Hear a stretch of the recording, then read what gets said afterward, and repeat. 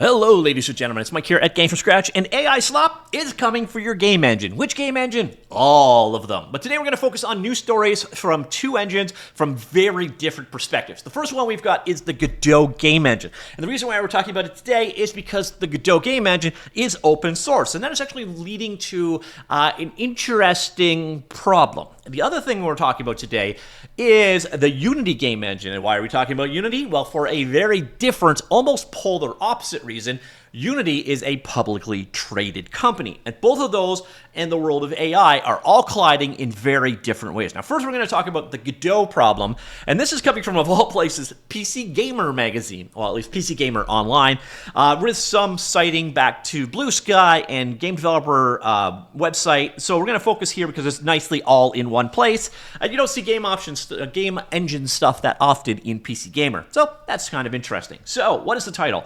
Open source game engine Godot is drowning in AI slop code contributions. I don't know how long we can keep it up. And apparently this is a problem that many open source projects are kind of running into, is the workload on the maintainer side of things is through the roof, because the barrier of entry to creating new code and contributing a change to an engine has never been lower, because you can use large language models to generate code. The problem is a lot of those large language models generate crap code. So people they may think they're being helpful, or they may genuinely be being helpful, and they're using AI tools to generate this code to be contributed to Godot. Problem is, it's not up to stuff, or the workload to check to see if it's worthwhile is higher than the actual code contribution. So here we got open source software development, the open source collaborative contribution of knowledge in the name of problem solving, bug fixing, feature development, and ongoing support is a borderline utopian idea. But the advent of generative large language models has forced the maintainers of projects like the open source game engine Godot to face a deluge of AI generated code from would-be contributors who might not even understand the changes they are submitting. So this is coming from Remy. He is one of the primary maintainers and one of the founders of W4 Games at the Godot Foundation. So he is on Blue Sky thread made the following comment. Honestly, AI slot pull requests are becoming increasingly draining and demoralizing for Godot maintainers. If you want to help, more funding so we can pay more maintainers to deal with the slop on top of everything they already do is the only viable solution he can think of. There's a little bit more of an explanation of why this is a problem in just a second. And we have this other thread from Adrian, and this one is Godot's GitHub has increasingly many pull requests generated by LLMs, and it's a massive time waster for reviewers, especially if people don't disclose it. Changes often make no sense, descriptions are extremely verbose, users don't understand their own changes, it's a total shit show. So we find ourselves having to second guess every PR or pull request from new contributors multiple times per day. The description is verbose LLM output. Is the code written at least partially by a human? Does the author understand the code they are sending? Did they test it? Are the test results made up? And we've got, even if the maintainers are able to identify AI-generated code or descriptions, Vermi says that's often just the first of compounding complications. Is the code wrong because it was written by AI, or is it an honest mistake from an inexperienced human contributor? What did they do when you ask a PR author if they used AI because you're suspicious, and they all reply, yes, I used PR to write description because I am bad with English? He says that Godot prides itself in being welcoming to new contributors, letting any user have the possibility to make an impact on the engine of choice, but navigating the accelerating rate of PRs that could jeopardize the project's health with faulty code or incomplete understanding is overtaxing the maintainer's finite capacity.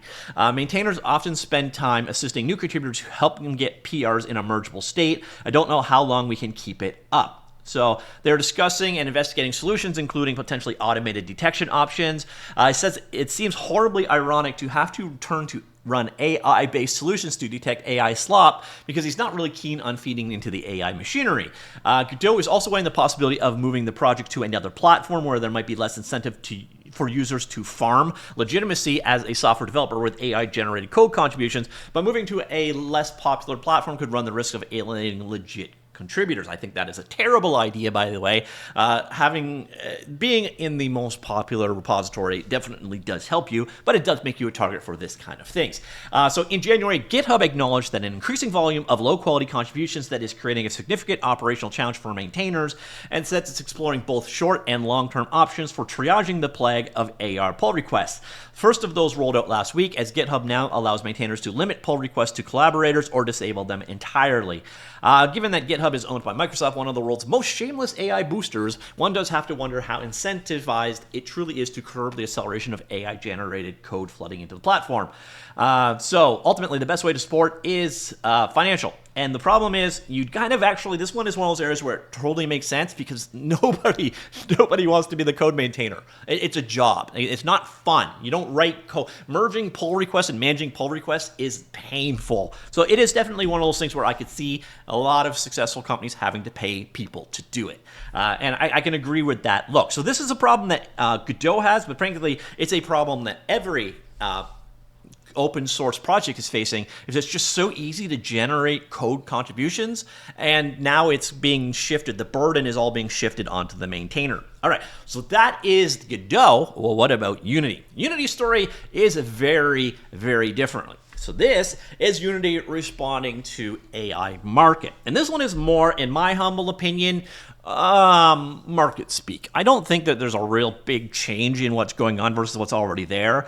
But we have a quote from the CEO at Unity, Matt Broomberg, who has said that AI will empower non-coders and seasoned developers alike. And I'm going to explain in a second why this is being said as opposed to what is being said. So, engine maker Unity hasn't been shy about throwing its weight behind generative AI tools in a purported bid to help its users boost discoverability, generate advertising revenue, and accelerate product innovation. Now, I would actually argue on the ad side of things, ad serving vector, an AI-based, it's an algorithm, but it's one of those things. But for matching people to the right ads has been incredibly successful for Unity and Unity developers. But on the tooling side of things, when you've got things like Muse, Muse went over like a wet fart. Nobody wanted to use Muse as it came out. And now it was a me too, let's make the stock market happy kind of feature, it felt like, when they first added it. By the way, that was before the CEO change. That was back in the day when they were chasing the stock market. And this is a little bit of chasing the stock market, I think. Still, Unity remains committed to the divisive technology and has now suggested its AR offerings will soon be capable of prompting entire video games into being. And there's a reason for that wording, because we'll get back to that in just a second. Discussing the state of the company's AI business on a recent earnings call, which was literally like earlier, it was last week. Unity CEO Matt Bromberg said that the company is preparing to unveil a new Unity AI beta at GDC in March that will negate the need for coding. That is strong language and interesting, because there's no way in hell you're going to be able to create games without coding, at least complicated games. But hey, complicated is a key word here. AI-driven authoring is our second major area of focus for 2026. At GDC in March, we will be unveiling a beta of the new upgraded Unity AI, which will enable developers to prompt full casual games into existence with natural language only, native to our platform, so it is simple to move from prototype to finished product. I want you to focus on the words casual games, because right now, you could pretty much do this as well. So basically, all they need to do is take their existing tools together and say, all right, make me an endless runner. And it will be able to do that in the future. And I think the tooling probably is there to do it now. But a little bit more, ironically, look at that. So it is related. The assistant will be powered by our unique understanding of the project context and our runtime. We're leveraging the best frontier models that exist. We believe together with this combination will provide more efficient, more effective results to game developers than general purpose models alone. Bromberg claimed Unity AI will democratize game development for non-coders while raising productivity for all users. Our goal is to remove as much friction from the creative process as possible, becoming the universal bridge between the first spark of creativity and a successful, scalable, and enduring digital experience. During the QA portion of the earnings call, Bromberg suggested there will eventually be tens of millions of more people creating interactive entertainment driven by AI-enabled development tools, and emphasized that Unity intends to lead the charge in that regard. The The Unity AI Assistant currently uses large language models from OpenAI and Meta, GPT and Llama, respectively, to answer user questions, generate code, and run agentic actions. Unity AI generators leverage several first-party and partner models to produce and refine assets, with those partners including Scenario and Layer AI. So that is the announcement here. To be honest, there's nothing really new in this announcement other than that being able to create full casual games from a prompt. And again, why is it being said then? Well, because of this. This is in the last month, Unity went from being $43 a share, and we dropped to a low of $18 a share. And that is insane. So why was there this massive plummet in valuation?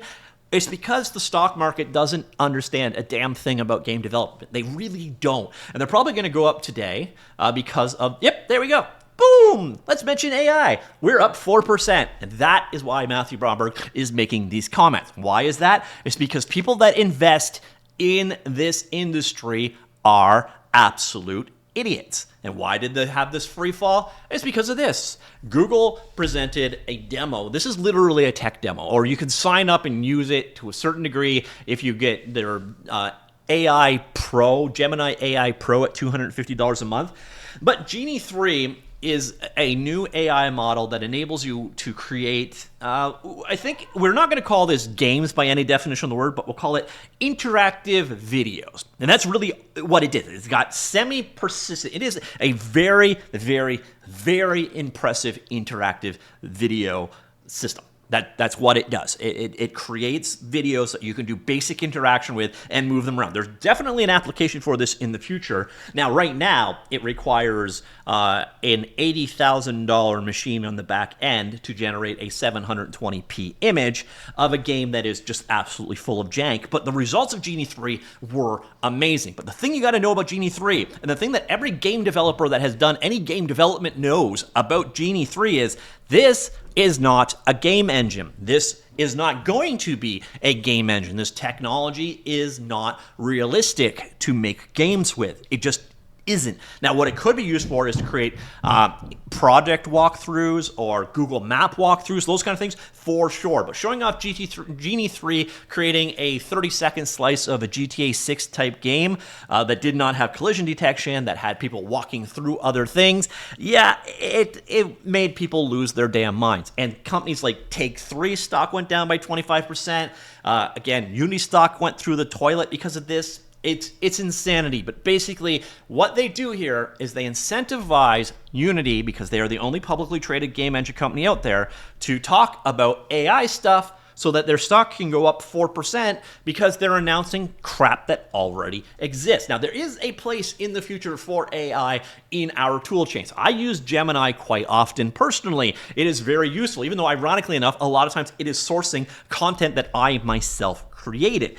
However, I also know that we're not game developers. You do not have to fear for your job. You do need to fear that your job is going to change. AI tooling is going to change the way an artist works. AI tooling is going to change the way a programmer works, etc. But it's not going to be replacing them. It's a fear thing I've gone back to. I remember back in the day, I'm going to date myself here, but Rex from IBM and then Visual Basic from Microsoft, those were going to replace programmers because anyone would be able to code, and people were creating programs without being programmers, and it was amazing. And how many programmer jobs are there now compared to back then? Way more. So it's just, this is a natural cycle of fear. Don't sweat it. But right now, Unity actually has every single thing that Matt Bromberg just talked about is in there. So you've got AI integrated in for making modifications to your game across the board. You've got things for how would I create code. You can have it do code generation for you. You can have it set up scenes for you. You can have it create placeholder art assets for you. You can have it generate code for you. So let's think about how much would you need to make a basic casual game. Well, you would need a code generator. You would need to be able to create asset placeholders, and you would need to be able to set up scene. Oh, wait, look, it's all there. All of the stuff that is being talked about in that article is already in Unity. Now, obviously, they're going to focus on it more because stock must go up. And stock goes down, once again, because tech investors are absolute idiots. So there we go, ladies and gentlemen. The story of AI Slop and two different people involved in it. On the one hand, we have Godot, who are drowning in a swarm of pull requests being generated by LLMs. And on the other hand, we've got the Unity game engine that has to follow the AI buzzwords or the stock go down. And that's it, ladies and gentlemen. Let me know what you think. I will talk to you all later. Goodbye.